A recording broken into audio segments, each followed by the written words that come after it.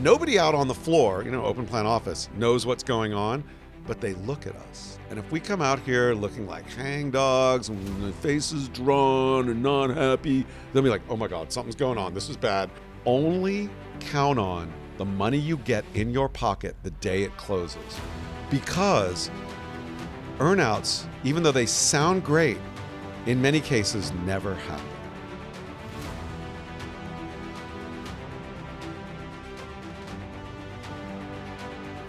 Welcome to the CEO DNA podcast, and here it's all about creating better entrepreneurs, more knowledge for CEOs and also founders, and especially for the ones in the creator economy. And we have here somebody who really owns the creator economy because he actually is a publisher in the creator economy, but he also had 2 exits of companies and so many great stories and inputs. So a big welcome to Jim. Thank you. It's good to be here. So what's for you a good DNA of a CEO? So a good CEO has to do 3 things. They have to be able to keep the lights on, the blood, the money. They've got to keep the money flowing. Right. They've got to hire the team and know how to hire the right people, give them the rope that they need and the direction that they need, but let them go do it. And then they need to set direction, and they need to be able to set the strategy. And then not get bored repeating the strategy over and over again at every single meeting until they're sick of it, but everybody in the company is moving in the same direction. Right. So what kind of a CEO are you? I am a CEO that tries to do too much and has to rein myself back in. What's your leadership style? Leadership style is I'm very much, I like to be collegial. I think everybody's on the same team. I don't care if you're the most junior person or the most senior person. Everybody's ideas count. Nice. But I also like to lay out, here are the parameters of what we're doing, and give people enough rope to do it. But if they don't, lean in and course correct with them. And I don't know, that's what I think. But you got to tell people who work for me what they think. So how can we now imagine your company, your team today? How many? Well, so people? right now I'm independent. So I don't have a team. Yeah. Well, I have ChatGPT. Does that Yes, count? of course. Oh, for sure, big time. That's But- like 10 people for sure. Yeah, exactly. It's like it's like 10 interns, 10 Yeah. interns who need to be constantly watched, like children. But I have run big teams. Like at VidCon, had a team of about 30 people. But when we did VidCon, we would hire hundreds of people to run it. Yes. So we would build up this big team and then let it go. And To work with external, yeah. well, when you do an event, Yeah, of an event, a big event, you build a city in 3 days, and then you tear it down in 3 hours. But when you build that city and then run it for 4 or 5 days, 75,000 people in the door, you need to have security. You need to have food and beverage people. You need to have speakers. You need to have people who are going to make sure that everything looks good the next day. The people who set up the booths. You've got to have admissions people. You've got to Medical have stuff. ticketing. It's like you build, hundreds of people make a big festival or an event. Right. But they come together in the course of a couple of weeks, and then they all go away again. Nice. So how did you end up in the creator economy? Because I think it's so interesting to talk about it, and later a little bit more also about the trends you see and so on. But how did you now end up in the creator So economy? early on in my career, I was a programmer and a developer. And I answered an ad in the New York Times to go and run reviews at a computer magazine called Nice. PC Week, B2B magazine. And I was lucky enough in my late 20s, they gave me a column in the magazine. And I was like, maybe when I'm 40, I'll have a column in a computer magazine. That's my dream. And then a year later, I went to this conference in Chicago called the WC3, the second one. Okay. And it was the birth of the internet. Mark Andreessen was there, all the early people on the browsers and blogs and everything else. This is like 1993, 94. And I realized that the gatekeepers had given me this gift of a column in a magazine. And now anybody, anywhere could wake up, turn on, start a blog, and be a computer columnist or anything else. And there were 2 ways that I could have gone at that point. I could have said, no, that's terrible. No one's going to do it. The internet's not going to be a thing. Magazines will live forever. I'm going that path. Or I could have embraced it. Right. I embraced it.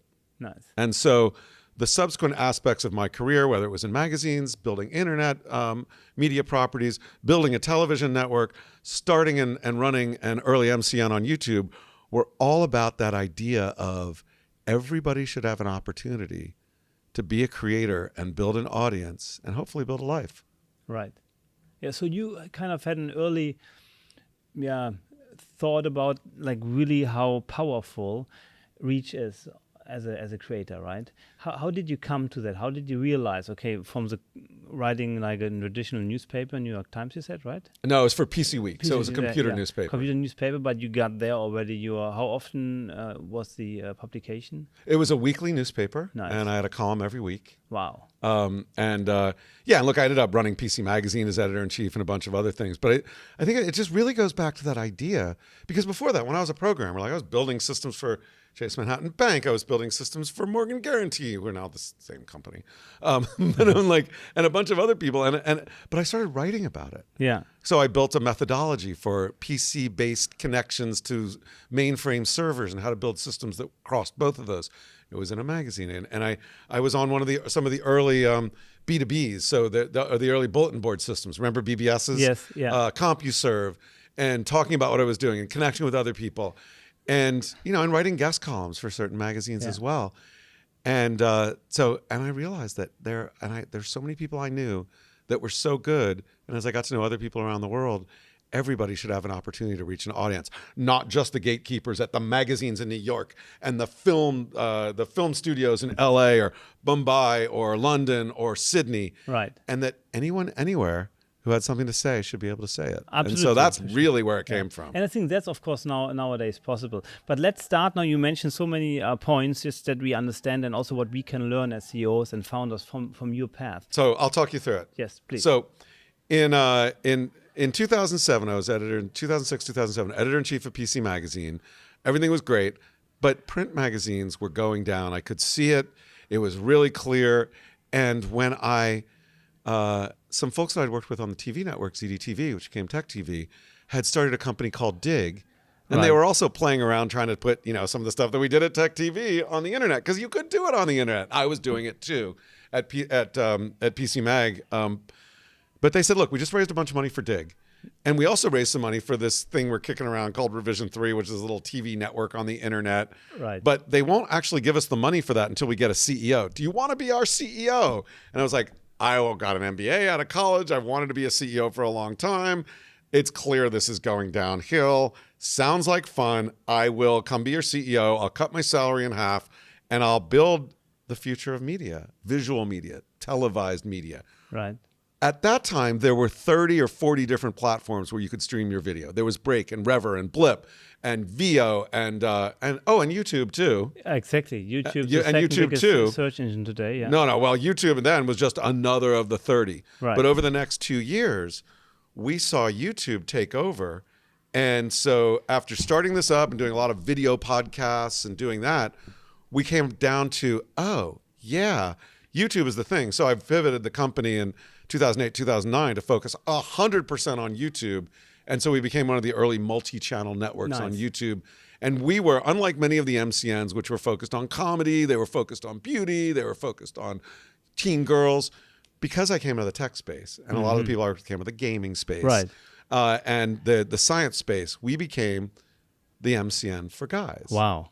And that's what we did. And so subsequently built that over the course of 5 years and sold it to Discovery. How was it for you to be a CEO then in the CEO role? And what were your learnings during that time? Well, I was first time CEO. I learned a ton, made a ton of mistakes. One of the earliest lessons was when I got there. I mean, one lesson I will say is like no secrets, particularly to your investors. Because when I was coming in and they were hiring me, the VCs had given the guys who were sort of starting to build the company a bunch of money, like $8 million, bags of money. And they turned around and built a studio out of it. Spent about $1.5 million to build the studio. And I still remember my first board meeting coming in. We weren't really even a company yet, and shared the financial statements. And I remember our lead investor turned to me and said, what did you spend all this money? It was like practically spitting at me. And I was like, and he's like, let me tell you one thing, no surprises. And you're going to need that money down the road. And I'm like, first of all, it's like, I just got here. But it made me realize that good or bad, for your investors, for your company, for everybody else, no surprises. If it's bad news, people can help you through it. If it's good news, celebrate it. But don't hide the bad news. Get it out front, because that's the only way you're going to be able to work through those issues. Such a powerful learning. And also to employees, you would say that as well? No hiding of bad news. 100%. We don't have We'll work any it more out. money in the bank I'm account. not going to fire anybody because they come to me with bad news. Everyone makes mistakes. Let's work through it now rather than having it really become an issue and then we're all going to like figure out what we're doing. Yeah, right. No, nice. I think that's so powerful because I think it's so important to be authentic and also be honest. I think 360 degrees. 100%. From your to your partner, to your business partner, to your personal partner, because they all at one and know anyhow what's going on and see you stressed or see you in difficult situations. Yeah. Nice. Yeah. I mean, look, the other thing I think is when as a CEO is learning when to lean in and when not to lean in, right? Yes. And letting go. And, because I'd built big divisions of companies and I had smart people working for me.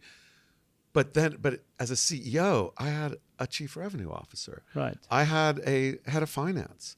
I had a head of product, which was basically the programs we were producing and then working with other people to produce. And they were so good and smart. And it was like, oh yeah, you guys just run with it. And, and then I realized that really building that team, that core team of you as the CEO, and then the key leadership team, focusing them all about we're going to go into battle together and we're going to know what each other is doing and we respect and trust each other. It took a little while to build that out. But once I did, I was like, oh yeah, CEO can be the loneliest job. But if you think about it that way, you're not alone. Yeah, true. You really have a SWAT team around you or like a key team. Absolutely. And I think also Jeff Bezos said one time that, CEO can be also a very fun job because you can kind of select what you want to do, where your strength and you hire somebody for maybe your weaknesses or something you don't like to do, basically. Yeah, you can learn from them, right? Yeah, sure. And it's also it's humbling, but you have to be honest with yourself. You can say, this is what I'm not good at. Like, do you maybe have a story about it when you were CEO about something that you outsourced to somebody, like where you said, so there's another one like this, also early on, I was a math major, right? So I knew numbers. Right. And we had an accountant who was basically, a bookkeeper who was going through and looking at our books. And, I was like, this is great. I can figure out numbers. I got an MBA. I can figure out this accounting stuff. We can work together on it. And as I started working with some of the board, at one point, the bookkeeper did some things that were not great from it. Like he screwed some stuff up. And one of the board members turned to me and said, hire a head of finance. And I'm like, finance? Okay, I kind of get it. He's like, no, strategic business partner who will help you tell the story of your company through money. You need to learn from them and find them and they'll be your best partner. And I was like, okay, I did. I brought someone in and she turned out to be my best partner. Wow. As we told the story of the company through the financial statements that allowed us to raise more money, to bring on more investors, and ultimately to sell the company to Discovery. Yeah. So let's talk about this, selling a company to Discovery. How did this go? Well, first of all, to anybody out there who's thinking of starting a company or has started a company, selling a company is harder than starting it. This is such a strong point. And also it takes a lot more time and the due diligence of, the side that will purchase the company is massive, right? I just had one guy who had an exit. He said, Michael, I could almost do this as a full-time job to support them with due diligence and so on. But what's your experience here? So when so at Revision3, we grew. We were very early. We were probably too early, but that's fine. We built a good company. The investors, after 5 years, VCs tend to get a little squirrely. They're like, when are you going to get my return? Are you on a path to being a unicorn? Or you just, if not, maybe you ought to sell. And so we were raising money, but we also started entertaining strategic discussions. Mm-hmm. And we had a couple companies lean in. And then we hired an investment banker and we took it out and started talking to people. And the thing that we also, it was a heady time. All of us were under the microscope because we were doing stuff with YouTube. We're changing the world. The press was out there wanting to get good stories. And we're like, we're not telling anybody what we're doing. So me and my core team, I remember we would do these meetings. We'd bring people in and they'd come in and look at the company and then we'd sit there and there were ups and downs. And I would look at my core management team and there were ups and downs, always are. It's like, oh my God, these people are coming in. No, they're not. This is happening. We might do this. We might do that. And I'd say, when we're in this room, we can talk about and we can share and we can mourn that deal that we lost and that company that was going to do it and that backed out. But when we walk out that door, we're going to have smiles on our faces and we are going to be heads held high and optimistic because nobody out on the floor, open plan office, knows what's going on, but they look at us. And if we come out here looking like hangdogs and the faces drawn and not happy, they'll be like, oh my God, something's going on. This is bad. What is it? Oh no. So that idea of when you're always on stage in senior management as a CEO when you're in front of your teams. But when you're in the middle of a sale, it's even more important that you know what it's like and the message you're conveying and the body language you have when you walk out of that 2-hour meeting that you've had in the conference room where everybody knows you've been in the conference room for 2 hours and that weird people are coming walking around. You always have to look good and happy and everything's great, even if it's not. That's such a powerful message as well. I had, of course, many times as a CEO similar things, but I think it's very important that you and your core team has the positive attitude to whatever is thrown at you, right? Because in business things are thrown at you, and maybe some of the listeners have it at this moment. But what I always tell my colleagues is, I tell them, look, in 1 year from now, you will laugh about it. They said, Michael, the world goes down today. And I said, look, in 1 year, this problem will be the smallest problem we ever had. So let's enjoy this. So I said, let's enjoy the current challenge. Well, and also be aware of what your body language is like when you go out there and talk to people. And there's like a ton of stories that I have because I've done 2 different exits, sold to 2 big media companies. And I learned a bunch of great lessons So there. one you sold to Discovery? One to Discovery. The other one I sold to Viacom, which then became Paramount. Nice. Yeah. So what happened on the day when you sold it to Discovery? Do you remember what did you do? Oh, yeah. That day when it sold. Champagne? What was it? No, it was more like everyone just took a big, deep, yeah, we had a little champagne or whatever, but, announced it to the team and everything. But I just remember like the head of finance at Discovery, right? When we were going to finish the deal, he's like, and we got on the phone that morning, we're about to like close, sign, checks would be delivered to people, and we tell everybody what happened. You ordered new car? No, but I will tell you what I did. But that morning he said, okay, are we all ready this is the guy from Discovery. Are we all ready to hold hands and jump off the bridge together? And I'm like, yes, we are. Okay. And so figuratively we did. Oh, wow. And all I remember is going back. We had a little celebration, and we told the team. The Discovery people came in, but the big thing was when that check arrived in the bank, I paid off my mortgage on my house, and I'm like, that was a 5-year run. It's going to be the run's going to keep because we were all still there. We're going to build out other things for Discovery, built their Discovery Digital Networks, but I'm like, that was like such a relief. And I remember, once it was all done and pretty much through, took a week off and just chilled out in the woods. So, and I had everyone else do the same thing. Like, y'all got to relax. Now we're going to go back in and, now we're going to build it over here as part of Discovery. Because this is also, I think, an important message for people who are selling or want to sell. You still locked in. So it's not that they take over your company and say you can only lay now at the beach or hang out in the woods, because you actually still have to. You're committed to building that out. to connect the cultures and so on. But the other thing I learned as then being in these big media companies is, first of all, as a CEO, you've got your board you're answering to or your investors or whatever. You're basically in charge. Well, suddenly you're not anymore. Right. And many times I had to tell to my team, when there was a decision that came out, I'm like, you know what? I am going to argue this and lay out why I don't think this is a good decision. But in the end, it's your company. You bought it. So you're going to take it where you want, even if I disagree. And I let the people know, it's like, look, I'm going to give you my opinion and tell you what I think. But also the people that I work with, I'm like, but it's your company. Yeah.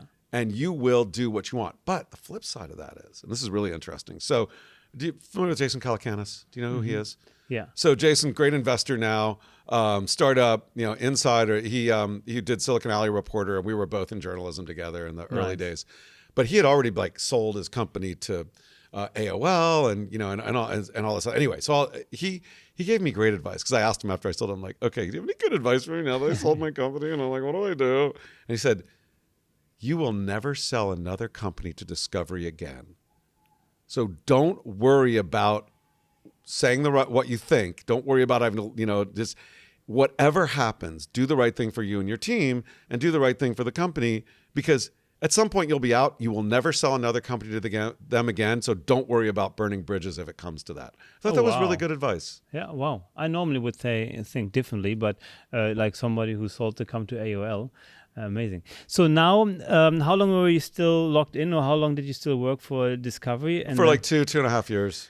And then you said, okay, now I'm done. Pretty much. They were going in a different direction. They thought this internet thing was big, and then it turned out that there was mostly they want to do websites and other things. And it was clear. It's like, yeah, you know what? I've stayed for 2.5 years. I'm done. Still a little bit of an earnout. So I did, get some. I did have like, retention payments pay out for like the next year.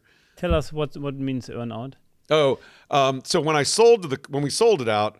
You get, let's say you sell it for $100, you might get $80 up front, and then the additional $20 you earn out based on milestones over a course of a year or two. Yeah, in his case, it was not $100; it was 7 digits. It was a couple more dollars. But anyway, but also, so there's another thing I do want to make sure that now that we go back to that. Yes, thank you. When you sell a company, only count on the money you get in your pocket the day it closes. Because earnouts, even though they sound great, in many cases never happen. So the earnouts, just like when you're running a company, you get a salary and you get options, those options are your brass ring on the merry-go-round. If you sell the company, it's great, you're going to make money, but make sure you can live your life on just your salary. Make sure when you sell your company and you look at different offers that come in, really value them for yourself of the guaranteed money that you get when you close. Because there may be all sorts of great earnouts and other things, and airy-fairy, that's great. Oh my God, if we hit those targets, of course we will. We're all optimists. We're CEOs. It doesn't happen as often as you might think. And so if you're not happy with the money you get when you close, which is why I paid off my mortgage. Good point. You may be upset when that doesn't come in. I think that's so strong. I have been last week in Silicon Valley, and I was talking to one founder who just sold the company some time ago for 100 million. And he said, look, when I was taking over, I could not bear to continue be the CEO because we had fully different direction. So I laid down my my position, and at the end, from those 100 million, he only had 1 million left. Because there was a locked-in period, and if you leave, you have this penalty. But now that is kind of his motivation to start the next company, like super huge. Said this will be like a super unicorn. Forget 100 million. But I thought that's quite strong. But for some person maybe listening needs to understand, maybe it's not for you also to be so locked in because it's not your company anymore, basically. Yeah, it's not your company. It is not your company anymore. Not basically. Yeah. It is not your company anymore. They have just given you money to buy it and do their own things with it. Now, the deal with Discovery, we had both an earnout and retention bonuses. Yes. And so at the last 2 days before we were ready to sell and ready to sign, all of my team had to sign up. And the retention bonuses said they didn't have a clause in them, a very important clause, which my head of sales held the whole deal up for 2 days until he got it in. I was not happy at the time. I was really happy later when it came to pass that if we left the company not for cause during our retention time, we still got the retention bonuses. Amazing. And at the time I was like, you're going to kill our deal, Brad. What are you doing? We're all like emotional. But it turns out like our retention the bonuses were for 3 years and we all basically left after about 2 years. But we got our last retention bonus because it was, it wasn't for cause. It was just because they were going in a different direction. Yeah. So if you get a retention bonus, make sure that there's one of those clauses in there. 100%. Like for me, it's interesting. Also, you were not really surprised when I saw somebody selling the company for 100 million gets 1 million because I told it to an investor that something went wrong here and said, no, Michael, that's normal. If you decide directly to leave, there's penalties and so on. And for you, I think also to underline, it's so important to negotiate certain clauses that are just important for you. Yep. And even if you think the deal will break or something else will happen, just stick to it. Stick to your guts, I think, and do it because that can change later on everything. Yep, absolutely. And when you get that far down the path, a little thing like that, it sounds like a big thing. A little thing like that kind of, because you've got the investment bankers who've been working on it. Yes. And the people have put their careers and staked their careers on the line to do it at the acquiring company and everything else. And it's like, people will bend a little bit. Yes. So, so anyway. Yeah. But then let's continue. So then you said after 2.5 years, goodbye. What did you do then? Well, I had another year of the retention payment. So I could not go work for another media company, another video media company. Yeah. But it turns out that about halfway through the Revision3 story, there were a couple creators that we tried to get to come be part of our network that wouldn't do it. Nice. Hank and John Green. But they were like, oh, yeah, you know what? We're starting an event about the creator economy. And it's called VidCon. And I was like, oh, this is great. We need an event. They're like, will you be on our advisory board and sponsor and speak at the first one? I'm like, yes. And so I got to know them, some best people on the planet. And I advised them and sponsored and spoke at every VidCon. And so I left, I took like a month off and just chilled out and hung out with my family and climbed and did other stuff. And then I called up Hank Green and I'm like, Hank, and because it's like at this point I knew him really well. I was like, you need help with VidCon? I can't go back to a media company, but I can do events. And he's like, oh yeah, like we're, at this point they had the fan track and they had like their industry days. And like, we're going to do a creator track and we need someone to come in and take the industry track and make it the industry event. Right. And this was 2014.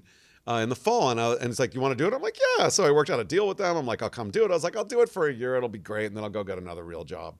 So did it, had so much fun with it. And then I started doing some consulting and other stuff. But that's how I got into VidCon part-time running the industry track. And then a couple years later, I was still doing it. I was doing some work. I did some part-time consulting with National Geographic in DC. I did, I worked with some friends of mine. My first bosses in media had a seed fund, and I went in as a venture partner to kind of explore that a little bit. Nice. So I had the ability to do that. But then he took the event global, did an event in Australia and an event in Amsterdam, and I helped him take the industry track there. This was 2017. And then Australia was good. Didn't work out so well. I mean, the Amsterdam was, they had a premise that they could do like a pan-European event in Amsterdam in the creator space for fans. The industry track was good, but you're German. You know that every country in Europe has a different language. True. And that every country in Europe has they're fans of different things. And we did a great event for the Dutch, but it did not translate.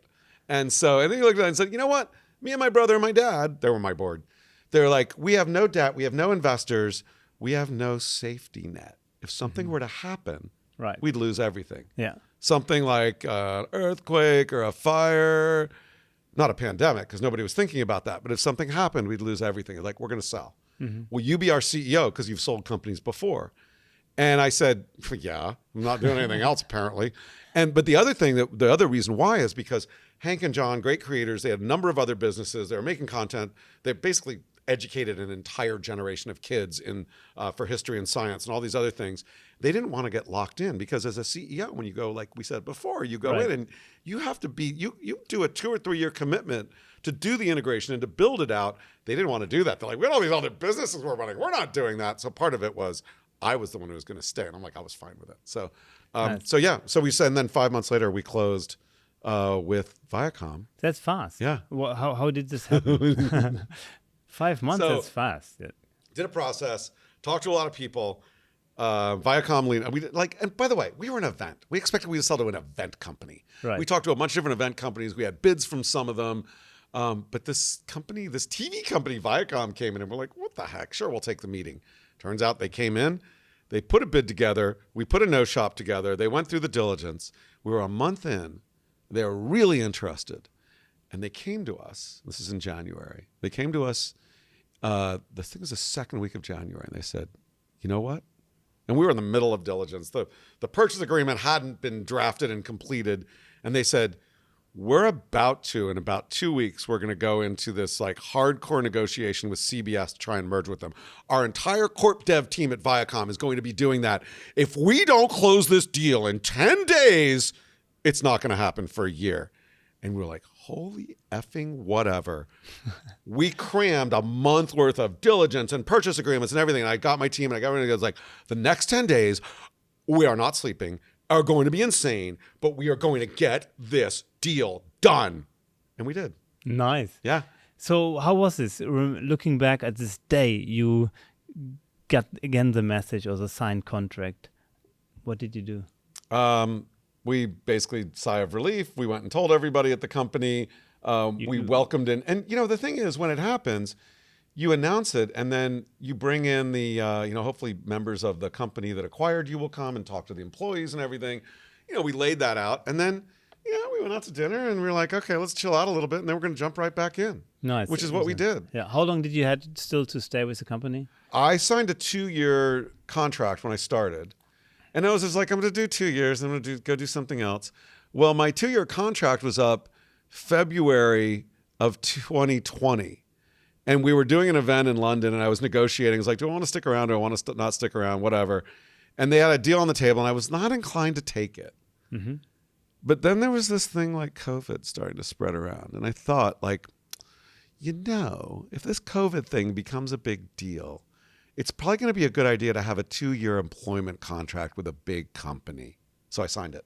So I stuck around for 4 years. When it came around 2 years later, I was like, they came to me like, here's your new deal. Isn't it great? We love you. And I'm like, I'm not doing it. After the next 2-year deal. Okay, so this is 2022. Yeah. 2022 in the winter, I said, no, I'm going to go do something else. I've had enough. And I also saw the writing on the wall at television companies and where they were going. I mean, I've seen the writing on the wall for 10 years. Yeah. But it was clear it was accelerating. And they're like, what? You're not taking our contract? And I was like, no. So they convinced me to stick around another 6 or 7 months and sort of ease out of it and all that, which I did. Hand over, which was fine. Yeah. But yeah, so that's how that all played out. Amazing. Thank you so much. So many insights. So let's talk about a little bit today, create the economy. I mean, you have really deep insights also as a publisher in this field. What can you tell us? What are the current trends and where will it go to from a creator point of view? Well, there's a lot there to unpack. There are a lot of trends that you can talk about. I actually encourage you to come to my talk on, nobody listening to this is going to be able to do it. But the thing that I'm talking about on Sunday, we're going to talk about trends and talk about the future and talk about the things that are going to change the creator economy over the next few years. But I will say a couple different interesting things happening is that it's becoming more and more obvious that creators are, after a certain point, CEOs of direct-to-consumer companies, or DTC, or I call it direct-to-community companies, or as somebody else said when I was talking about that, direct-to-cult companies. But they are. But creators are building, the next billion-dollar media companies will be built by creators of today, not the media companies of old. And we're starting to see this play out. So that's one. So you have to think of yourself as an entrepreneur building that. But creators, most of them never had mentorship in business, never had somebody manage them. So they need to learn how to do that. And again, just like we were talking about what you're good at and what you're not, we talked about the CEO journey. Yes. They're like being thrust in the CEO journey, kind of like throwing the baby out in the bath, and like naked into the pool saying, sink or swim, see what happens. And a lot of times they sink. And you see this play out, and it's playing out writ large right now. I'm not going to tell you what I'm talking about, but if you're feeling a little beastly, you probably know what I mean. It's playing out. So the idea that, and creator businesses are different because the creators, take the creator out and the whole thing falls apart, but they're also the CEO. So there's a lot there. So that's one trend that we're figuring out. The other is, one of the others is we're realizing that platforms, we've known this for a long time, but platforms are rented land. You are building your company on rented land. How do you think about building a company on owned land? Well, you're always going to have a place that you're renting. You're always going to have a YouTube and a TikTok and an Instagram. But how do you think about those places as top of funnel ways to move people towards your own land? And so more and more that's becoming a thing that creators are getting savvy about and trying to figure out. And indeed, this conference that we're at today is all about that. For sure.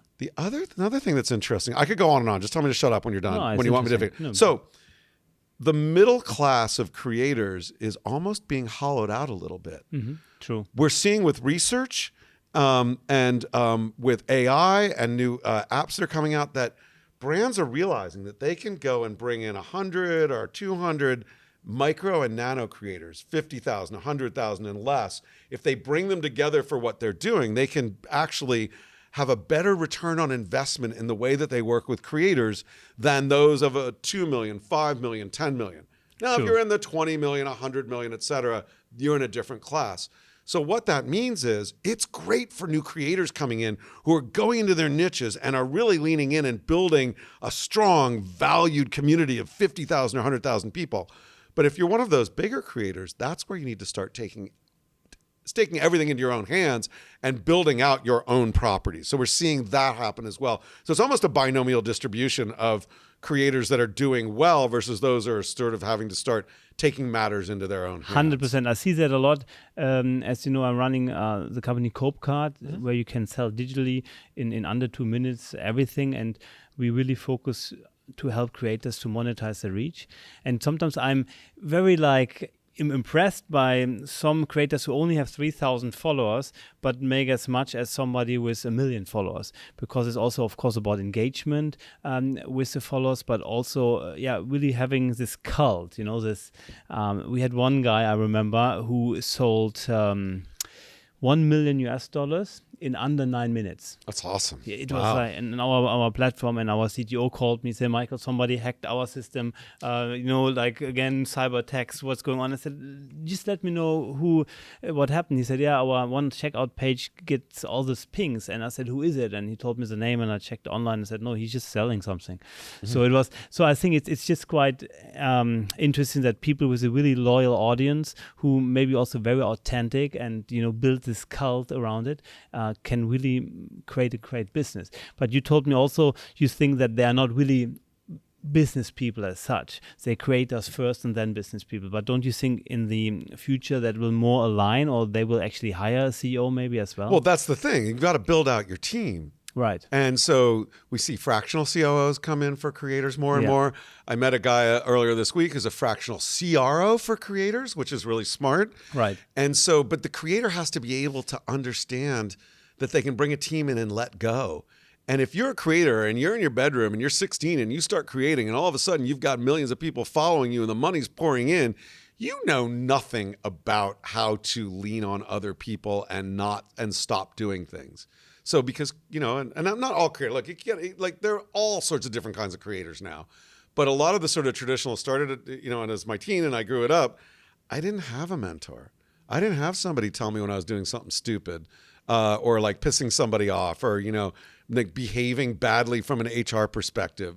So, and then you tend to surround yourself with your friends who are going to tell you you're the best, and your ego goes through the roof, and then I can do no wrong until you do wrong and get canceled. So more and more creators, I think, will have to hire teams around them, but we need to educate them in ways that they can do it and make it easier. And I don't know, there's a lot of work to be done there. Yeah, it's super interesting.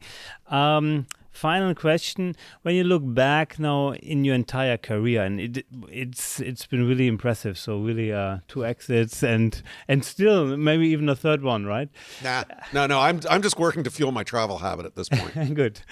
So hope to see you then also in Germany or Dubai one time. I would love to. I need to go back to Cologne because there's great music there, and I actually didn't go to the cathedral. Oh my gosh, you need to walk up. It was raining the day I was there. I was going to see music at that old punk club, but it was so rainy that I walked around. It was beautiful, but I'm like, I got to go back to the cathedral. So when you look back now in to your career, what was one of the moments where you said, okay, that learning I actually want to pass on to my kid? That's something so powerful or strong, what really impacted me. Because you said you didn't have a mentor. So let's be a mentor to somebody out there who said, okay, that was a moment that, wow, just make sure to watch this one. It's really interesting. I think I don't have a good example, but I will tell you what I have done, which is my son is now 25. He's a programmer, a software engineer at vidIQ, another company in the creator economy. And he started, and my wife as well, but VidCon 2, which was still in the basement at the Hyatt Century City. At 10, he ran. He was our booth babe, handing out things, and he and my wife. And he's been to almost every VidCon. And so what he saw, so it's not so much as do this, don't do this, do this, don't do this. But all along, I would explain if something was happening, and he was curious enough to ask me, why'd you do this? Oh, here's the case, here's the case. So I think it's not so much of one single thing, but I think it's being open to sharing if your kids are interested in what you do and bringing them into it. Sam's been to every VidCon, pretty much. He's met tons of people. He's learned stuff, and, let him go in that environment, but also helped him, explain what was going on. I think I don't know if it's osmosis, but be open to letting your kids learn from what you're doing through osmosis, rather than being I'm going to teach you this one thing because it's the most important thing I've learned in my career. I think you're much better off with continuous exposure rather than specific learning. Jim, this has been absolute pleasure. Thank you so much. Thank you. Super. Don't wait for your future. Create it. The countdown is on. What are you waiting for? With smart technology, intelligent automation, future-proof processes, and ease of use. Grow as a team. Grow with your community. Create space for your potential. With Kloep Card, you can make your digital business easier, faster, and simply better.